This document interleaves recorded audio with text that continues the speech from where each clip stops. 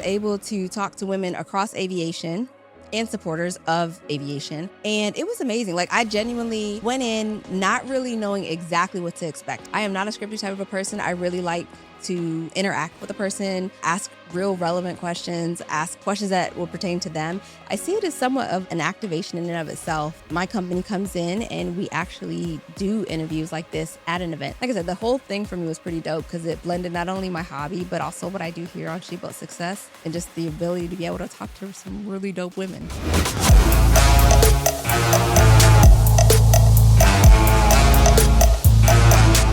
Welcome back, WOMU Besties, to another episode of She Built Success. I'm your host, Claudia. Let's get on into it.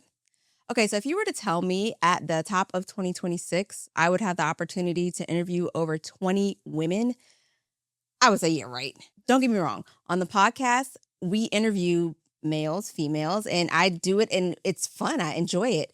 But if you were to tell me I had to do this thing rapid fire, that means like 2 to 5 minutes. Listen. The Women Rock Wings Sky Queen Luncheon that I attended as the interviewer, actually I did get interviewed too, was amazing. I was able to talk to women across aviation and supporters of aviation. And it was amazing. Like, I went in not really knowing exactly what to expect. So I was asked to come in and be like the pink couch interviewer. So I would be interviewing all the attendees, not all, but some of the attendees and guests at the Sky Queen Luncheon. And so when I was asked to do so, I was able to be not only She Built Success as a podcast, but also bring Black Girls Fly along as well, because obviously Black Girls Fly is in aviation. It's our nonprofit, my 501c3 that I had founded. So it was pretty cool to be able to have the opportunity to just talk to different women in the space, and one gentleman actually too, in the space of aviation, just to understand where they are, why they came, what they're looking forward to. And when I say, like, y'all know I'm not a scripty type of a person. And so if you don't, now you do. I am not a scripty type of a person. I really like to interact with a person, ask real relevant questions, ask questions that will pertain to them. Now, typically I'll do my research before, guests come onto the podcast and we have conversations and things like that beforehand. This time I did not get that. So I knew a few of the folks that were going to be attending the event, but I didn't know everybody. And so I knew there was some element of, you don't know what you don't know. And I was okay with that because it would allow me to just, continue to have conversations. And that's really what it's all about, is having those type of conversations. And so I lost some sleep the night before because I was like, well, what if this and what if that? And what if I don't remember this? And it was going to be me. It was me filming. And I had one of my interns with me, AKA one of my daughters, and was able to set up and break down the equipment. So the equipment that's here in the studio, typically, it stays in the studio, but in this case, it got to go mobile. And I don't have all the mobile accoutrements that one who does mobile, moving around a lot with your equipment would have. So there was a few things that I had to purchase. I did purchase another light, as well as a light stands. And then I did purchase camera bags to take the FX30s with me. That way I knew they would be okay. There's no issues. It wouldn't be damaged. And so I purchased a couple of camera bags so that I could put each of the bodies in with the lenses while the lenses stayed on. Okay, so maybe I should back it up a little bit. When we got invited, the event was to start at 2:30, and guests were to arrive at, what was the 1:30? There was a reason for a 1:30 mark. I think 1:30 we had to be, 1:30 we had to be in place to start the interviews because guests would start coming in. And so we were told to get there at 11. So there is BWI Airport here in Baltimore, Maryland. And so we went and drove up to BWI Airport, met with the PR agency, was able to, figure out where we were going to be positioned. And it was in the art gallery, the Yumi Logan Art Gallery. And it was pretty. It was really pretty. Very open inside the airport.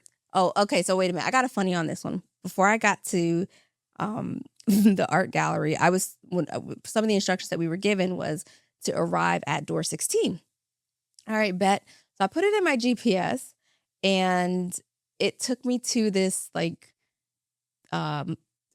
employee only entrance. And so I get to the security gate and the security guard comes out. Now, mind you, because I didn't know exactly, I knew we were going to have a pink couch on set, but I didn't know exactly how big the set would be, how much space I would have to set up. Like I didn't know those kind of dimensions. So I brought like set pillows. So you'll see these, you probably saw these already inside of the actual Women Rock Wings interviews, but I brought my pillows, I brought my plants. So the one that's behind me, I have 2 of them.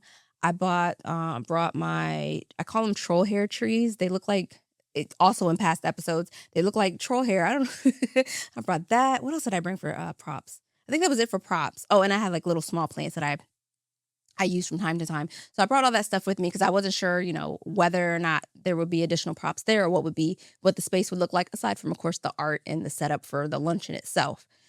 So I brought those things. And the last thing I have like a 2-tier table that has power outlets with it. So that was the other prop that I brought because I wasn't sure whether or not there would be like an end table on either side in case we needed it for whatever reason. Now, mind you, this is my first time doing like that type of a mobile activation where I would be interviewing so many people at once. And so I said, okay, well, if we're going to do this, let's do this proper. So we have She Built Success, like acrylic tumblers. So we did little gift bags where anyone that came on the pink couch, they would get a gift, and it would have the She Built Success tumbler and the She Built Success colors. And, that was just a thank you gift. And so so now we're back to the actual event. So we're there at 11. I went through the management place thinking that was the entrance that I was supposed to go into. And the security guard, she's looking in my truck, and, I have the trees like kind of laying flat. So she goes, "Oh, I love your plants." And I was like, "Girl, they're fake." I was like, "We're getting ready to go do this event. And, just do you know where door 16 is?" And she goes, "I think it's that way." "No, don't give me the line." She's like, "That might be 19. So I ended up calling the PR firm to say, "Hey, we're here, but we're trying to find door 16. Well, we found out door 16 was actually a part of the airport itself. Like it was near British Airways. So we offloaded, we put our hazards on, offloaded. We had the wagon. We put all of our equipment in there. And mind you, one of the things I have is like labels, stickers that have my company logo on it. So everything, with the exception of the plant, the smaller plants, had the CCG, Capital Consulting Group, sticker on it. That way I could easily see. I didn't know how many people were going to be there as far as media. So I just want to make sure that my equipment was labeled so that we can get it and go. So we get there at 11. We start loading up the wagon. We put the stuff into we pull it into the area where we could start setting up. And then, of course, had to park the truck, came back. We start setting up. Now, mind you, I told my daughter, I said, "Listen, I want us to, get set up. That's the light, that's the camera, that's angles, making sure that looks good. That's making sure our mics are solid." And it was lighter. So I didn't have my Shure mics. I used my DJI mic mini, and I used a regular DJI mic, the normal size one. And then, so that was how I was going to do audio. And then I had my Rhodes with me, my Rode Wireless 2s as backups in case, for whatever reason, something failed. And then, of course, I had the 2 FX30s, the 2 lenses, the Sennheiser mic, so the shotgun mic. What else did I have? And then the 4 light stands. So two for lights, 2 for cameras. That was my intent. So that was about as light as I could travel, or light I could pack, I was thinking.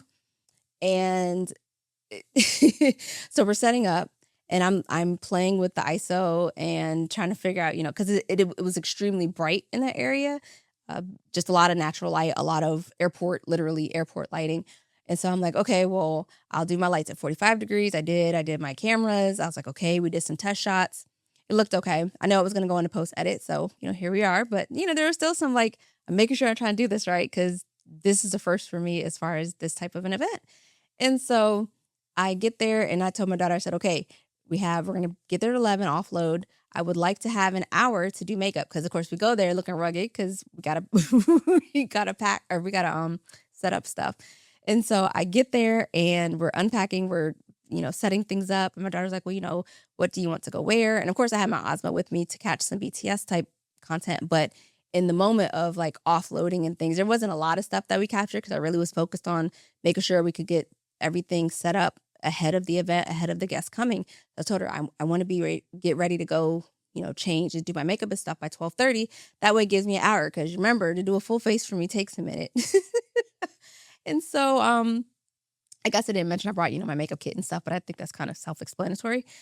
So anyway, so we finished packing, or we finished setting up, and we're ready. Now at this point, it's I'm gonna say it was like, well, 12:30. She told me it was 12:30, and I was like, all right, bet we're definitely not done. Like, I think at that point we were in the middle of like getting the other camera set up and testing and looking for an angle, and then talking to some of the other media people, because the way the space was laid out, the attendees would come in and there's like an open bar area, and then they would keep walking. You could see a little bit of art, and then there was the pink carpet, which there was Pretty Girl Influence was on the pink carpet, and that was pretty dope. I did talk to them on the interview. They were the first set of interviews that I did, which was pretty cool. And so they were interviewing on the pink carpet, and I was like, yeah, when they're done with the pink carpet, just send them on over to the pink couch, which I was, what's that, 90 degrees, catty cornered, if you will. We were kind of the barrier between the pink carpet reception area and the lunch. The tables were behind us. So there was like the velvet, literally like black velvet ropes or whatnot, trying to block things off. And so we ended up, let's see, I ended up going to get ready. I had 30 minutes total. That's changing, that's makeup, that's hair. Now my hair was pinned up, so that wasn't a big deal, but it was, everything else. And more so for me, it was like the lashes, because I still fight with my lashes. And so I literally have 30 minutes to change before it's time to for real start interviewing. So I did it. I made it. We sit down on the pink couch, more or less ready to go. And then the interviewees come in. And when I say these women were amazing, I mean, there were so many honorees, but there were like areas in aviation that I didn't even know existed, components and parts that get built out that are a part of the plane. Like I met somebody, I forget the technical term. I want to say it's CNC or CNE. I'll double check it and put it in the description what is actually that role was called that I spoke to the young lady about. But that was one of the items. I met a jet broker, which I was like, okay, that's dope. Never heard of that before until having this conversation. Of course, met pilots and student pilots, which is so cool. Other women who just wanted to get into aviation or start learning more about what other options there were in aviation. There were a lot of people. The First Lady of Baltimore, I also spoke with her and just how she came out to support the event. And that was pretty cool as well. We some off-camera stuff. We talked about makeup and Danessa Myricks, and because I did a quick. I mean, I know I didn't really cover it here, but I did like a quick makeup face. And I used one of Danessa Myricks. I think it was in the Lightworks Palette 6, I believe. I did a quick swipe because it was one of those shifting colored things. Because normally I like to layer my eyeshadow, but I didn't have time, so I did the quick swipe, and I got compliments on it. And I'm like, girl, if you knew it took me like a hot minute, or not a hot minute, but literally a minute to do and be done. So, but anyway, so back to the event. The event itself was just beautifully put together. The open bar was nice. Everyone was talking. There was laughs. There was there's a lot of people who knew one another. This was my first time attending the event. This is the second annual. Next year it's going to be in Atlanta. I will totally be there. I would love to be on the pink couch again. So we'll see how that works out. But I'm going to be in there like swimmer no matter what. But anyway, the whole experience, it was rapid fire. So there was like a few that ran a little bit longer, I believe, than the 5 minutes. But in general, it was like 2 to 5 minutes where I was asking questions and engaging and having the conversations and laughing because, that's just what I do too. And it was just so much fun. I genuinely would love to do it again in other capacities. But I want to like for me, it was the interaction or the interactive part. And it was just like energy and just, I keep saying it was fun. It was really fun. It was something that I really enjoyed. And my daughter was like, Mommy, I'm just here to support you, basically. I told her she was actually behind the camera, just making, because the way we were set up, it was like the lights and then the cameras. And it was almost like a trapezoid, if you will, and the angles anyway. And so I told her if she wasn't behind that main camera, I fear somebody might have accidentally like bumped it or knocked it over. So she was like security for the equipment, which was pretty cool. And she was very helpful. She did a very good job helping me set everything up, given the fact that this is not her forte, and then helped me break it down. And she also reminded me, because the one thing I kept forgetting to do, two things I kept forgetting to do. I kept forgetting to unmic guests, like, because it's a magnetic, it's the mic mini is what the guests had, but I kept forgetting to unmic them. And so a couple times the guests then walked off with the mic. And I'm like, oh, crap. And then the second thing I kept forgetting was to give them the gift. Now, here's the thing, y'all.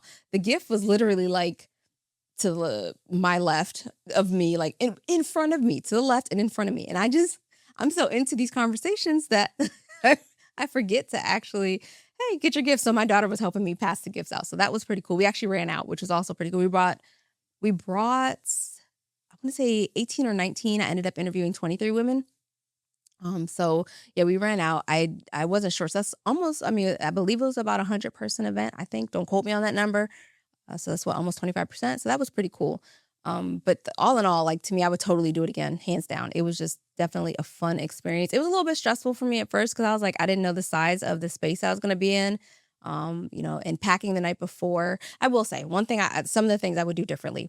I would normally, I'm a checklist person. I like to have everything, this is what I have, da da da da. And I knew mentally some of what I had, but I didn't get the chance to actually put together a whole checklist of everything. But I, again, knew what I was bringing. And so I would do a checklist for sure. Of course, I would do a checklist. I would also see if I can't find something that can hold like both the camera bodies and equipment, or maybe not all the equipment, but both the camera bodies and the mics all together. Because what ended up happening is, like I said, I had those two not soft body bags, but they're camera bags meant for cameras. I had those two, but then I also had like these, is it Home Depot? It's the clear, yeah, it is. It's the HDX bins. They were clear with yellow lids. And then I had like mics and what else is in it? Mics, battery packs, because I brought backup batteries just in case something happened. I did have the dummy batteries, but I was like, I didn't know if there was going to be an outlet nearby or if I had to run my extension cord. I did bring an extension cord. I'm glad I did. There was an outlet nearby. What else? I mean, I think that's, for the most part, it would be the checklist, because I didn't want to lose anything. Like, legit, I did not want to lose any of the equipment. This is not equipment to be lost. And it would be, I think, a more all-in-one type of a container, like a Pelican or something like that, to keep everything in and organized. That way, everything has its own slot. And if I'm missing something, I know I'm missing something. That being stated, we had to break down quickly because the couch that we were using was going to be used for panels inside the luncheon. And so we had we were slated to be there. We were slated to do interviews for about an hour. We went almost 2 hours with interviews of rolling time, not just me talking for 2 hours, but just of interview rolling time. We went about 2 hours. And so as we're packing things up, we lost a light stand at first. It was recovered. PR found it, so thank you.